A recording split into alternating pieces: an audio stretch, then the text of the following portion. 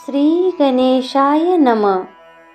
श्री नवनाथ महाराज की जय. श्री नवनाथ भक्तिसार कथा अध्याय 17. हा अध्याय वाचल्याने योग सिद्धीची प्राप्ती होऊन सन्मार्ग लाभेल. श्री गुरुदेव दत्त अवधूत. दुसरा दिवस उगवला.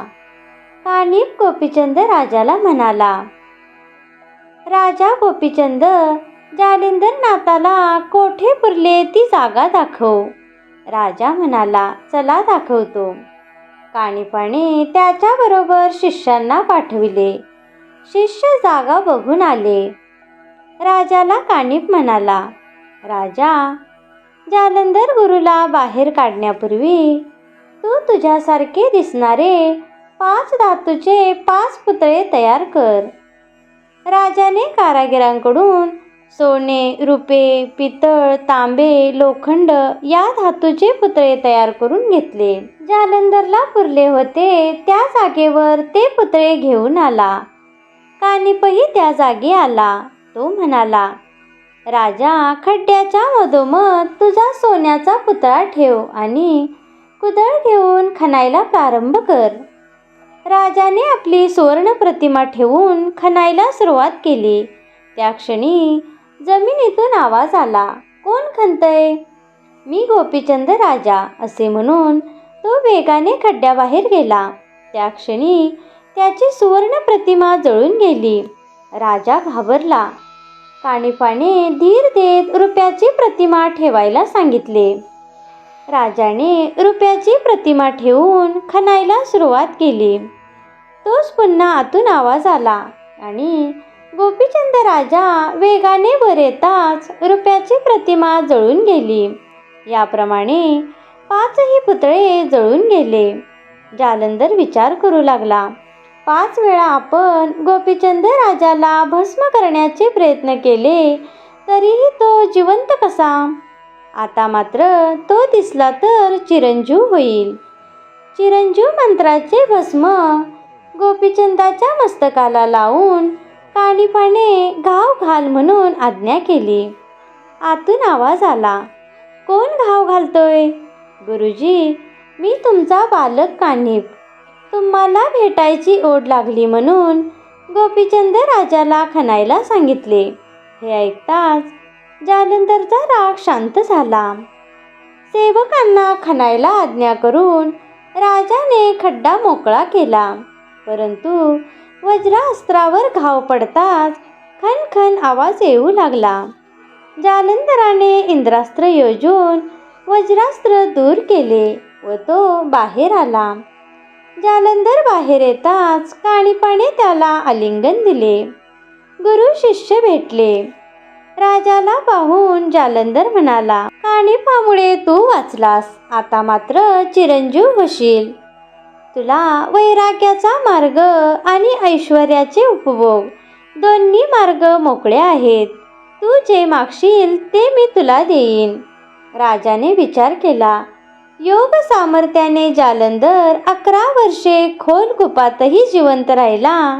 आपल्याला तर क्षणात भस्म करून टाकू शकतो.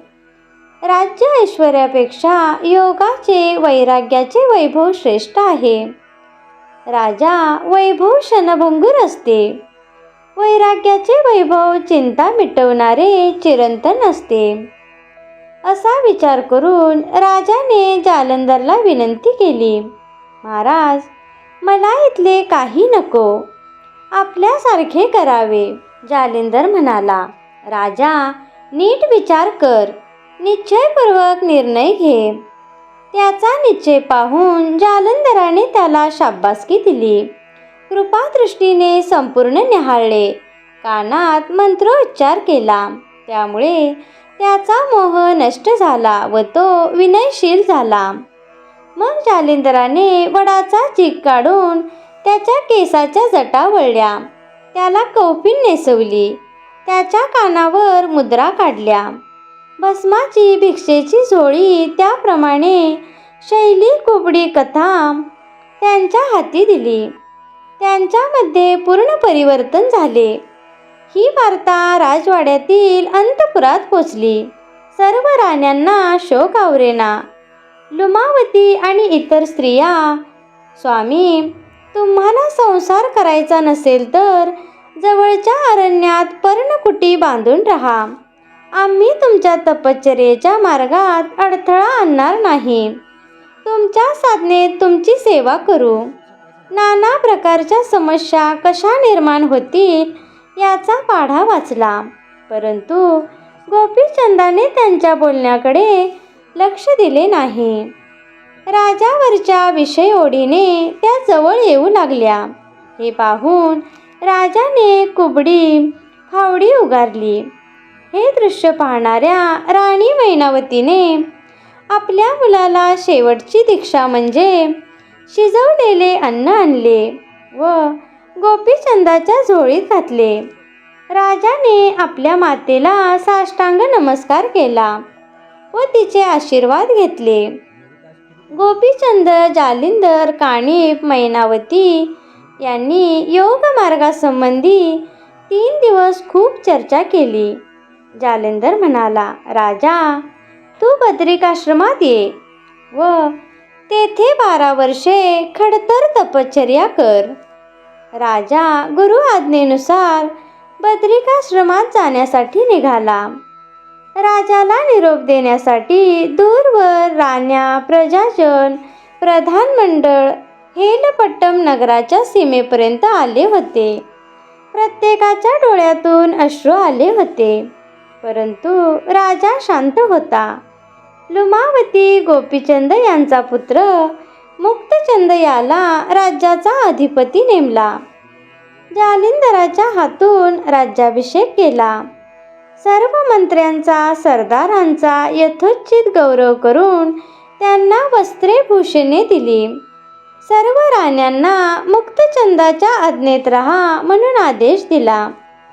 राणी मैनावतीला गोपीचंदाप्रमाणे मुक्तचंदाची काळजी घेण्यास सांगितली. याप्रमाणे जालिंदर, काणिप व त्याच्या हजारो शिष्यांनी 6 महिनेपर्यंत नगरीत वास्तव्य केले. राज्याची घडी बसविली व ते पुढे तीर्थयात्रेला गेले. श्री नवनाथ भक्तिसार कथा अध्याय 18. हा अध्याय वाचल्याने ब्रह्महत्येचा दोष नाहीसा होऊन कुंभीपाक नरकामधून पूर्वजांचा उद्धार होईल. श्री गुरुदेव दत्त अवधूत. गुरु जालिंदरनाथांची आज्ञा मानून गोपीचंद राजा राज्य त्याग करून निघाला. गोपीचंद राजा वैरागी झालेला पाहून प्रजाजनांना आश्चर्य वाटू लागले. राजा दीक्षा घेतो हे पाहून लोकही त्याला थांबून नाना प्रकारची पक्वाने भिक्षा म्हणून अर्पण करू लागली. गोपीचंद वेगाने तपश्चर्येकरिता पुढे पुढे जात होता. गौड देशातून तो कौल देशातील पौलपट्टम नगरात गेला. त्या नगराचा राजा तिलकचंद, त्याची सून चंपावती गोपीचंदाची बहीण होती. ती अत्यंत चारित्र्यसंपन्न सुशील होती. गोपीचंद राजा राज्य त्याग करून बैरागी झाल्याची वार्ता चंपावतीच्या सासरच्या मंडळींना कळाली होती. ती सर्व चंपावतीला यासंबंधी नावे ठेवीत. राज्यवैभव सोडून संन्यास घेण्याची काय दुर्बुद्धी झाली. आता असे काय मोठे परमार्थिक कल्याण होणार आहे. राजाने राजधर्म पाळूनच मोक्ष मिळवावा असे तिखट शब्द बोलत इकडे भ्रमण करत गोपीचंद आपल्या बहिणीच्या नगरात आला. सतत नामस्मरण करीत चाललेल्या तेजस्वी गोपीचंदाला चंपावतीच्या दासीने ओळखले. राजवाड्यात ही बातमी पोचली. राजपरिवारातील लोक अस्वस्थ झाले. आता गोपीचंद नगरात घरोघरी भिक्षा मागेल, त्यामुळे राज्यात आपली बदनामी होईल अशा तर्काने राजा तिलकचंदाने सेवकांना आज्ञा केली की गोपीचंदाला अश्वशाळेत बोलवून घ्या व तिथे त्याला पोटभर जेवण द्या व नंतर नगराबाहेर घालवून द्या. तिलकचंदाच्या आज्ञेनुसार चंपावती राणीच्या दासी गोपीचंदाकडे गेल्या व आपल्याला आपली भगिनी राणी चंपावतीने अश्वशाळेत भेटायला बोलवले आहे असा निरोप दिला. मी आता राजा नसून संन्यासी आहे. जगातील सर्व पुरुष स्त्रिया मला बंधू भगिनीप्रमाणे आहे अशा प्रकारे विरोध केला. परंतु दासींनी फारच आग्रह केला. दासींनी त्याला अश्वशाळेत आणून बसविले व त्याच्या पुढे पक्वान्नांनी भरलेले ताट ठेवले. हे पाहून गोपीचंदाला कळून आले की हा आपला अपमान आहे. परंतु आता संन्यासाला कसला मान अपमान नसतो. अशा संयमी विचाराने राजा गोपीचंद शांत झाला. दासीच्या आग्रहावरून तो जेवू लागला. हे पाहून राजपरिवारातील स्त्रिया चंपावतीचा उपहास करू लागल्या. राणी चंपावतीला त्यांची कुत्सित बोलणी सहन होईना. तिने आपल्या महालात जाऊन पोटात खंजीर खुपसून घेतला. राणीच्या आत्महत्येमुळे हाहाकार उडाला. गोपीचंदाला हा प्रकार अश्वरक्षकाकडून कळाला. गोपीचंद फार दुःखी झाला. चंपावतीच्या मृत्यूला आपण कारण झालो याचे त्याला दुःख झाले. बहिणीच्या सहवासातील बालपणाचे रम्य क्षण आठवून तो शोकाकुल झाला. आता ही अपकीर्ती चंपावतीच्या पुन्हा जिवंत होण्यामुळेच धुवून निघेल व तिच्या सासरच्या लोकांना नाथपंथाचे व माझे सामर्थ्य कळेल. यासाठी चंपावतीच्या देहाचे असणे आवश्यक आहे. म्हणून तो स्मशानाकडे धावत सुटला. तोपर्यंत सर्वजण स्मशानात पोहोचले. चंदनाच्या चितेवर चंपावतीला ठेवले. तेवढ्यात गोपीचंद तिथे पोहोचला. त्याने हात जोडून सर्वांना विनंती केली की प्रजाजन हो, माझी भगिनी चंपावती हिच्या मृत्यूला मी कारण आहे. परंतु माझे गुरु जालिंद्रनाथ सामर्थ्यवान आहेत. ते तिला पुन्हा जिवंत करतील. म्हणून तुम्ही तिच्या देहाचे दहन करू नका. मी माझ्या गुरूंना घेऊन येईपर्यंत थांबा. हे ऐकून सर्वजण उपहास करू लागले. एकदा मरण पावलेला प्राणी पुन्हा जिवंत झाल्याचे ऐकले आहे काय? असे म्हणून चितेला अग्नी लावणार तोच गोपीचंद स्वतः चितेवर जाऊन बसला व म्हणाला, माझ्या बहिणीबरोबर माझ्या देहाचे दहन होऊ दे. त्यामुळे माझ्या गुरुच्या रागाचे परिणाम तुम्हाला भोगावे लागतील. ते पाहून राजा तिलकचंदाने तुझ्या गुरुच्या सामर्थ्याचे प्रताप आम्हाला दाखव असे म्हणून सेवकांना चंपावतीचा एक हात काढून गोपीचंदाला देण्याची आज्ञा केली. तो हात घेऊन बहिणीला जिवंत करण्यासाठी गोपीचंद गुरूंना आणण्यासाठी गौडबंगालला जाण्यासाठी निघाला. इकडे राजपरिवारातील लोकांनी गोपीचंदाला वेडा ठरवून त्याचे न ऐकता चंपावतीच्या देहाचे दहन केले. जालिंदरनाथांनी आपल्या अंतदृष्टीने गोपीचंद आपल्याकडे येत असलेले ओळखले. ते त्याला कष्ट पडू नये म्हणून प्रयाणास्त्राची विभूती लावून क्षणार्धात गोपीचंदाजवळ आले. गुरुला पाहताच गोपीचंदाला दुःख आवरेना. तो ढसाढसा रडू लागला. त्याने सर्व हकीकत सांगितली. त्याची विकलावस्था पाहून जालिंदरनाथांनी त्याच्यासह राजवाड्यात प्रवेश केला. राजप्रसादाच्या अंगणात राजपरिवारातील लोक शोक करीत होते. तेथे प्रवेश करून जालिंदरनाथांनी चंपावती राणीचा हात शिष्यांकडून मागून घेतला. संजीवनी मंत्र म्हणून त्यावर भस्म टाकले व चंपावती बाहेर ये म्हणून हाक मारली. चंपावती आपल्या महालातून बाहेर आली. हा चमत्कार पाहून राजपरिवार राजा तिलकचंद यांनी गोपीचंद आणि जालिंदरनाथांची क्षमा मागितली. राजाच्या विनंतीला मान देऊन चंपावतीच्या हातचे सुग्रस जेवण जेवून गोपीचंदाचा पुत्र मुक्तचंदाची काळजी घेण्याची आज्ञा तिलकचंदाला देऊन गोपीचंद जालंधरनाथांच्या हेलपट्टणास गेला. अध्याय 19. हा अध्याय वाचल्याने परमानंदकारक असा मोक्ष मिळेल. श्री गुरुदेव दत्त अवधूत. मच्छिंद्रनाथ स्त्री राज्यात आहे ही वार्ता कानिपाकडून गोरक्षाला कळली होती. गोरक्षाने तात्काळ सर्व देशाच्या सीमा पार करून तो स्त्री राज्याच्या सीमेपर्यंत आला. मनात असंख्य प्रश्नचिन्हे होती. स्त्री राज्यातील सुखोपभोग, वैभव, स्त्रियांचा मादक सहवास यात रमलेले गुरु मच्छिंद्रनाथ आपल्याला ओळखतील का? कलिंगा नावाची वैश्या आपल्या साथीदारासह स्त्री राज्यात जाण्यासाठी निघाली. सीमेवर तिची व गोरक्षनाथांची गाठ पडली. स्त्री राज्यात जाऊन मैनाकिनीसमोर आपली नृत्य गायन कला सादर करून भरपूर संपत्ती मिळवण्याचा तिचा हेतू होता. गोरक्ष म्हणाला, मी तुमचा साथीदार होऊन तुमच्याबरोबर स्त्री राज्यात येऊ का? आमचा साथीदार होण्यासाठी गायन, नृत्य, वादन या कलामध्ये प्रवीण असणे आवश्यक आहे. तुमच्याकडे यापैकी कोणती कला आहे? गोरक्ष म्हणाला, मला गायन आणि वादन येते. त्याचे प्रात्यक्षिक त्याने करून दाखविले.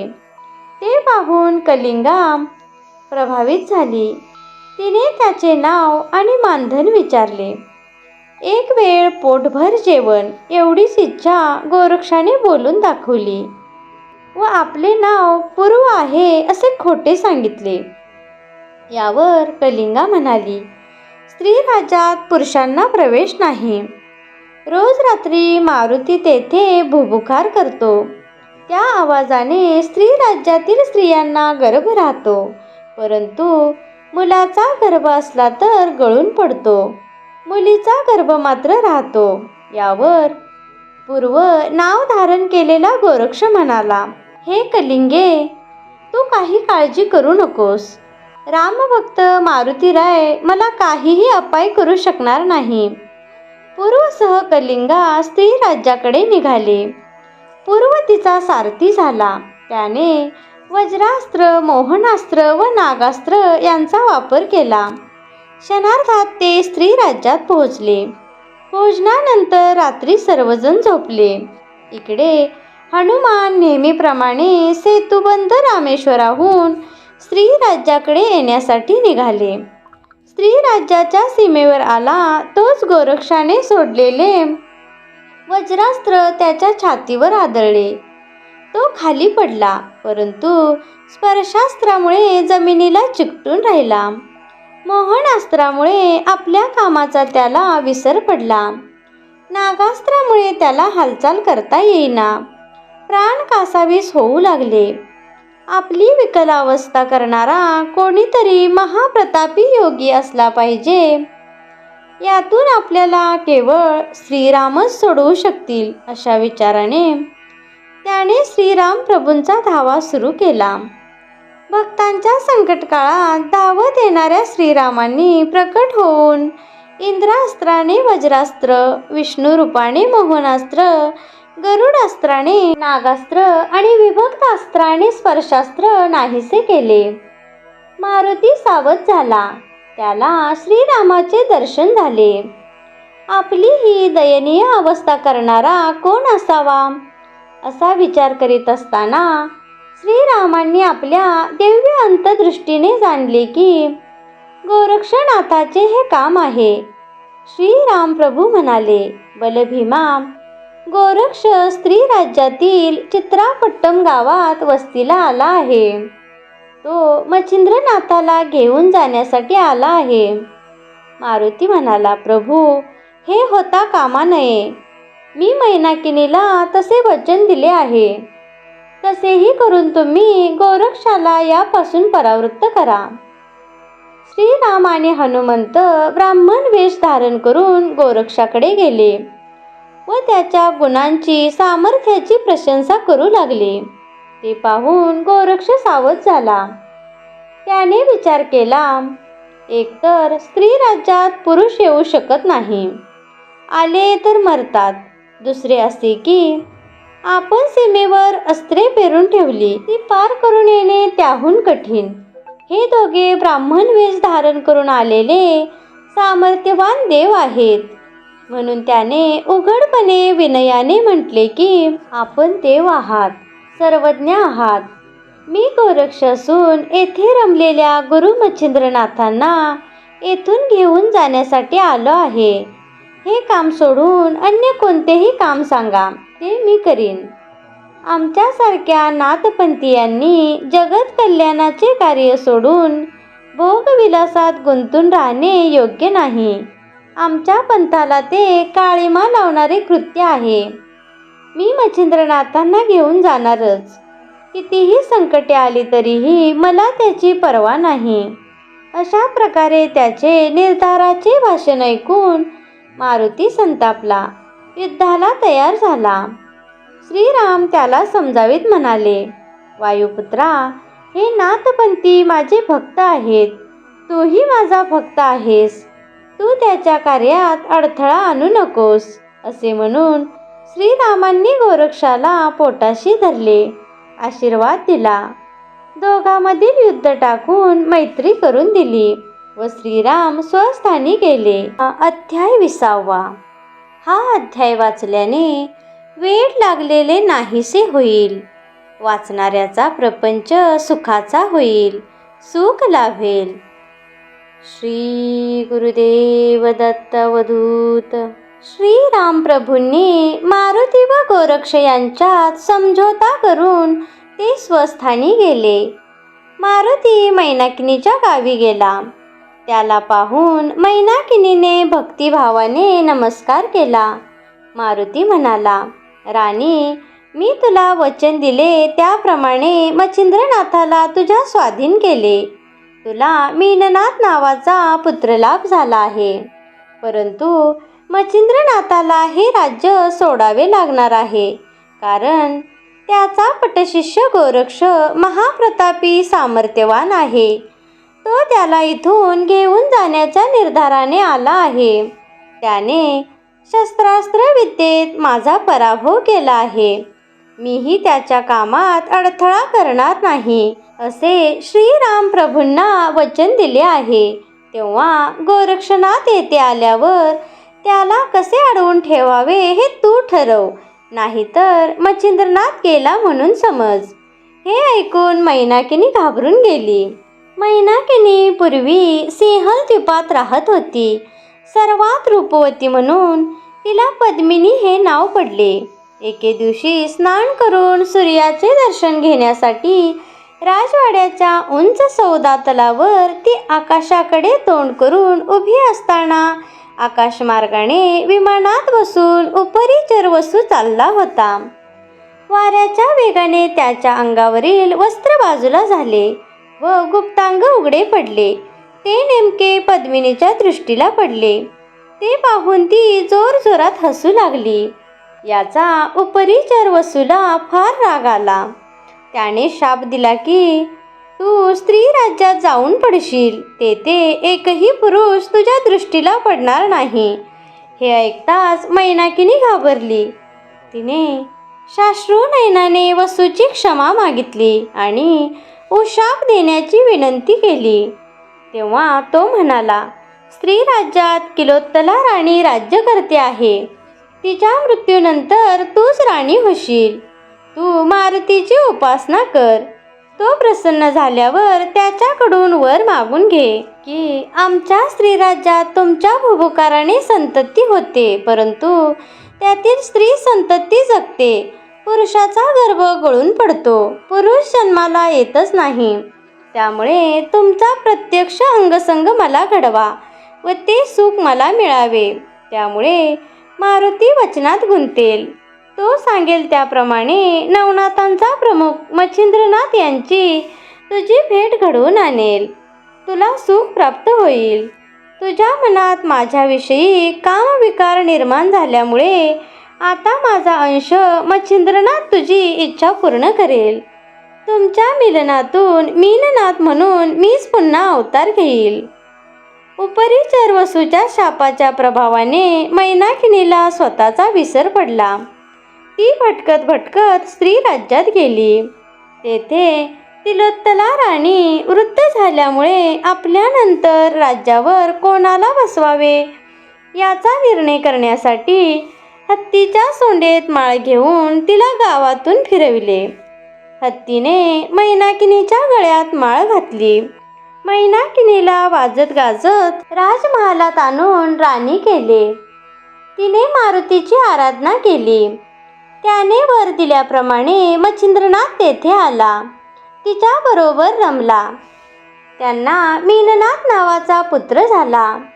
गोरक्षनाथ, कलिंगा आणि त्याच्या नृत्य कौशल स्त्री कलाकारांचा संच शृंगमुरुड गावात आला. गोरक्ष कलिंगेला म्हणाला, मला मृदुंग वादनाचे काम दे. कलिंगा म्हणाली, तुमचा पुरुषवेश तिथे कामाचा नाही. पुरुष असल्यामुळे तुम्हाला प्रवेशही मिळणार नाही. गोरक्ष म्हणाला, तू अजिबात भिवू नकोस. मी असा स्त्रीवेश घेतो की मला कोणीही ओळखणार नाही. असे म्हणून मंत्र म्हणून गोरक्षाने स्वतःचे रूप बदलले व तो स्त्रीरूप झाला. त्याच्या बदललेल्या स्त्रीरूपाकडे कलिंगेसह सर्व स्त्री कलाकार थक्क होऊन पाहू लागल्या. मग गोरक्षाने मृदंग घेतला. सर्व स्त्री कलाकार राजवाड्याच्या कलादालनात गेले. तेथे मुख्य आसनावर मच्छिंद्रनाथ जवळ मैनाकिनी, मधल्या आसनावर मीननाथ बसले. कलिंगा व तिच्या सहकारी पैंजण बांधून नृत्य करू लागल्या. गोरक्षाने ठेका धरायला लावणारे मृदुंग वादन सर्वांना मंत्रमुग्ध करणारे झाले. सर्वांनी मनपूर्वक अभिनंदन केले. गोरक्षाने मृदुंगातून चलो मच्छिंद्र गोरख आया असे हुबेहूब माणसाच्या आवाजातले बोल काढले. ते ऐकून मच्छिंद्र दचकला. त्याची मुद्रा काळवंडली. जवळ बसलेल्या मैनाकिनीने मच्छिंद्रांच्या काळजीचे कारण विचारले. तो म्हणाला, मृदुंगातून गोरख आयाम हे शब्द मला स्पष्ट ऐकायला येतात. गोरक्ष आला असेल तर मला गेले पाहिजे. मैनाकिनीने ओळखले की गोरक्ष याच कलाकारामध्ये आहे. तिने मृदंगधारी स्त्रीला जवळ बोलावून खरे काय ते सांग असे म्हणताच गोरक्षाने आपले खरे रूप प्रकट केले. त्याला पाहताच मच्छिंद्रांनी गोरक्षाला प्रेमभराने आलिंगन दिले. गुरु शिष्याच्या भेटीचा तो सोहळा अपूर्व होता. गोरक्षाला सर्व वृत्त विचारले. तो म्हणाला, मी 12 वर्षे बद्रिकाश्रमात तप केले. त्यानंतर तुमचा शोध घेत होतो. काणिपनाथांकडून आपला ठाव ठिकाणा कळला म्हणून आपल्याला नेण्यासाठी आलो आहे. मैनाकिनी गोरक्षाच्या पाया पडली व इथला कारभार मच्छिंद्रनाथांच्या कृपेने सुरळीत आहे. ते सुद्धा मनाने यामध्ये गुंतले आहेत. ते आता येणार नाहीत. यावर गोरक्ष म्हणाला, महाराणी मातोश्री, आम्ही योगी आहोत. आम्हाला असले राजवैभव राजभोग तुच्छ आहेत. लोकांना उपदेश करून सन्मार्गी बनवण्याचे आमचे काम आहे. हे ऐकून मच्छिंद्रनाथांनाही वाईट वाटले. ते म्हणाले, गोरक्ष बाळ, तुला मी ध्यानयोगी, कर्मयोगी, ज्ञानयोगी बनवले आहे. तू शिष्य निर्माण कर. यावर गोरक्ष म्हणाला, माझ्या शिष्यांना तुमच्यासारख्या सर्व गुण संपन्न गुरुच्या मार्गदर्शनाची गरज आहे. शिष्याच्या बोलण्याचे मच्छिंद्राला कौतुक वाटले. मच्छिंद्राने मांडीवर एका बाजूला गोरक्षाला व दुसऱ्या बाजूला मीननाथाला बसवले. प्रेमभराने त्यांना आपल्या हाताने सुग्रास भोजन भरविले. श्री नवनाथ भक्तिसार कथा अध्याय 21. हा अध्याय वाचल्याने गोहत्येचे पातक नष्ट होऊन तपोलोकापर्यंत जाता येईल. श्री गुरुदेव दत्तवधूत. गोरक्षनाथ मच्छिंद्रनाथांसाठी मैनाकिनीच्या राजवाड्यात मुक्काम ठोकून राहिले. मैनाकिनीने गोरक्षाला मायापाशात गुंतवण्यासाठी सर्व प्रकारची सिद्धता केली. ती अतिशय प्रेमाने आर्जवाने गोरक्षाबरोबर आचरण करीत असे. परंतु गोरक्षाचे त्याकडे लक्ष नसे. तो संधी मिळेल त्यावेळी मच्छिंद्राला सावध करी. गुरु महाराज, आपण या राज्यात राहता हे योग्य नाही. तुमचे अवतार कार्य याहून वेगळे आहे. आपण जोगी आहोत. असले राजभोग विलास आपल्याला प्रतिकूल होतील, म्हणून याचा मोह सोडून परमार्थ साधायचा आहे. हळूहळू मच्छिंद्राच्या विचारात बदल झाला. गोरक्षाचे बोलणे त्याला पटू लागले. त्याच रात्री त्याने राणी मैनाकिनीजवळ विषय काढला व आपल्याला हे राजवैभव सोडून गेले पाहिजे. त्याप्रमाणे मी गोरक्षाला वचन दिले आहे. दुसरे दिवशी राणी मैनाकिनी गोरक्षाला म्हणाली, बाळ, तू मला मोठ्या पुत्राप्रमाणे आहेस. आता तू राज्यकारभाराची जबाबदारी स्वीकार. मीननाथाचे पालन कर आणि आम्हा दोघांना तीर्थयात्रेला जाण्याची परवानगी दे. राणीने फारच आग्रह केला म्हणून गोरक्ष 6 महिने तेथे राहिला. परंतु चैत्र शुद्ध प्रतिपदेच्या दिवशी आम्ही दोघे तीर्थयात्रेसाठी प्रस्थान करू असे सांगितले. वर्ष संपत आले. मैनाकिनीने गोरक्षाला जाळ्यात अडकवायचे सर्व प्रयत्न केले. सर्व व्यर्थ गेले. गोरक्ष निश्चयापासून टळला नाही.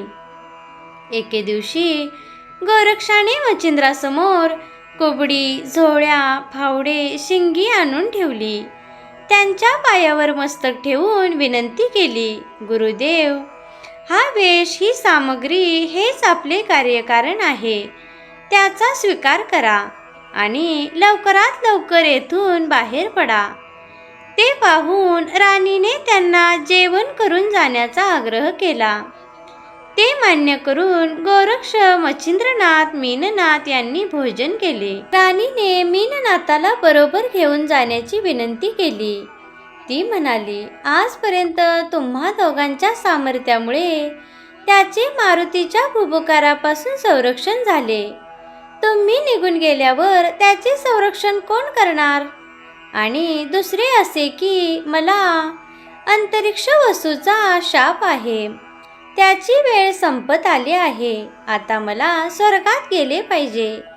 जिवंत व्यक्तीला स्वर्गात नेता येत नाही, म्हणून मीननाथाला मला बरोबर नेता येत नाही. राणीची विनंती मान्य करून मीननाथाला बरोबर घेऊन गोरक्षाने मच्छिंद्रासह राजवाड्याबाहेर पाय टाकला. मैनावतीने पुत्राच्या पतीच्या विरह दुःखाने आक्रोश सुरू केला. स्त्री राज्यातील इतर स्त्रियाही रडू लागल्या. गोरक्षाला विनंती करू लागल्या, परंतु गोरक्षाने निर्धाराने पाऊल उचलले. गोरक्षांच्या नकळत एक सोन्याची वीट मैनाकिनीने मच्छिंद्रांच्या झोळीत टाकली. जाणाऱ्या मच्छिंद्राला पुन्हा एकदा आलिंगन दिले. गोरक्षाने आपल्या गुरुची त्यातून सुटका करून घेतली. मच्छिंद्रनाथ दृष्टीआड होईपर्यंत राणी रडत होती. त्यानंतर तिने जोरात हंबरडा फोडला. तो आवाज स्वर्गात वसूच्या कानी पडला. तो त्वरेने राणी मैनावतीकडे आला व राणीला समजावीत म्हणाला, जे झाले आहे ते माझ्या शापाप्रमाणे घडले आहे. तुझी आज मी दिलेल्या शापातून मुक्तता झाली आहे. तू माझ्याबरोबर स्वर्गात चल. मी तुला न्यायला आलो आहे. श्री नवनाथ महाराज की जय. अशाच नवनवीन व्हिडिओ पाहण्यासाठी माझ्या चॅनेलला नक्की सबस्क्राईब करा. बेल आयकॉनवरही क्लिक करा. धन्यवाद.